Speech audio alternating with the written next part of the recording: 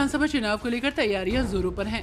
वहीं इसी बीच विधानसभा चुनाव से पहले राजधानी दिल्ली में कांग्रेस को बड़ा झटका लगा है। पार्टी के वरिष्ठ नेता मतीन अहमद हाथ का साथ छोड़कर आम आदमी पार्टी में शामिल हो गए हैं।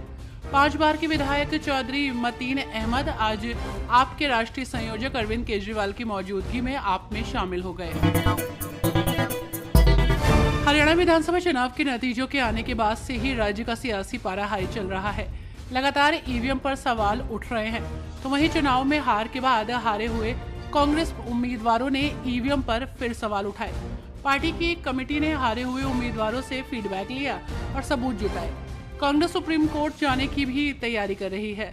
करण सिंह दलाल की अध्यक्षता वाली कमेटी की बैठक में शैलजा समर्थित 2 उम्मीदवार नहीं पहुंचे थे।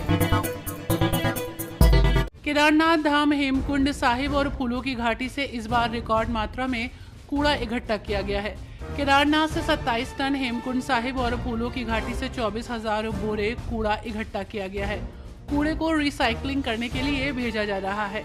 इस कूड़े के वैज्ञानिक निस्तारण के लिए प्लान तैयार किया गया है। नरेंद्र मोदी आज झारखंड दौरे पर हैं, जहां वो रांची में ऐतिहासिक रोड शो करेंगे। इसके साथ ही पीएम जनसभाओं को भी संबोधित करेंगे। पीएम मोदी ने अपने कार्यक्रम की शुरुआत बोकारो के चंदन कियारी से की है, जहां वो जनसभा को संबोधित कर रहे हैं। इसके बाद वो गुमला में जनसभा को संबोधित करेंगे। शाम 4 बजे के बाद रांची में पीएम मोदी का लगभग 3 किलोमीटर लंबा रोड शो होगा। राष्ट्रीय चुनाव को लेकर प्रचार प्रसार तेज हो गया है। राजनेता लगातार बयानबाजी कर रहे हैं। इस बीच गृह मंत्री अमित शाह ने मुंबई से शिवसेना यूबीटी प्रमुख उद्धव ठाकरे को खुली चुनौती देते हुए कहा कि क्या वे राहुल गांधी या फिर किसी भी कांग्रेसी नेता के वीर सावरकर या फिर बाला साहब ठाकरे के लिए अच्छी बातें बुलवा सकते हैं। अमित शाह ने आरोप लगाया कि कांग्रेस ने संविधान और बाबा साहब अम्बेडकर का अपमान किया है। प्रचार में जुटे झारखंड के मुख्यमंत्री हेमंत सोरेन ने एक बार फिर भाजपा पर हमला बोला। उन्होंने भाजपा के बटेंगे तो कटेंगे के नारे पर पलटवार करते हुए कहा कि राज्य विधानसभा चुनाव में बीजेपी पार्टी हार का सामना करेगी। सीएम सोरेन ने बीजेपी के बटेंगे तो कटेंगे वाले नारे के सवाल पर जवाब देते हुए कहा, यहाँ ना तो बटे हैं और ना ही बटेंगे, लेकिन चुनाव के माध्यम से कुटे जरूर जाएंगे ये बीजेपी के लोग। विधानसभा चुनाव को लेकर कांग्रेस ने भी प्रचार प्रसार तेज कर दिया है। आपको बता दें कि दिल्ली कांग्रेस अध्यक्ष देवेंद्र यादव के नेतृत्व में पार्टी की न्याय यात्रा तीसरे दिन भी जारी है। वहीं इसी बीच दिल्ली प्रदेश कांग्रेस कमेटी के अध्यक्ष देवेंद्र यादव ने कहा कि दिल्ली न्याय यात्रा को सभी वर्गों का भारी समर्थन मिल रहा है। लोग बड़ी संख्या में इस यात्रा से जुड़ रहे हैं और जनता का पूरा प्यार और विश्वास मिल रहा है। ये समर्थन दिल्ली के लोगों के विश्वास को दर्शाता है कि कांग्रेस उनके हित में काम कर रही है। में होने वाले चुनाव को लेकर प्रचार प्रसार जोरों पर है। ऐसे में नेताओं के आरोप प्रत्यारोप का सिलसिला जारी है।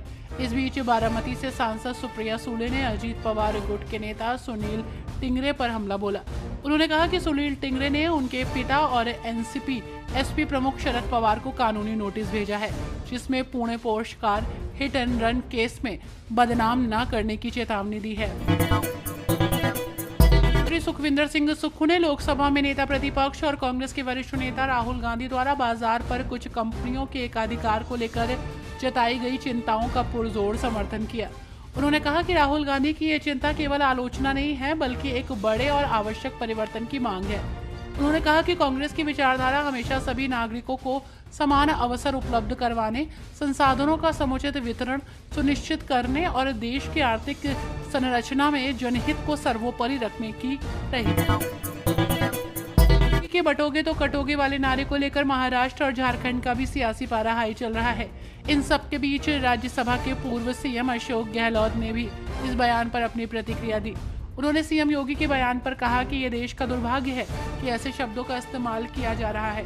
आज़ादी के बाद मैंने किसी नेता को ऐसा बयान देते नहीं देखा।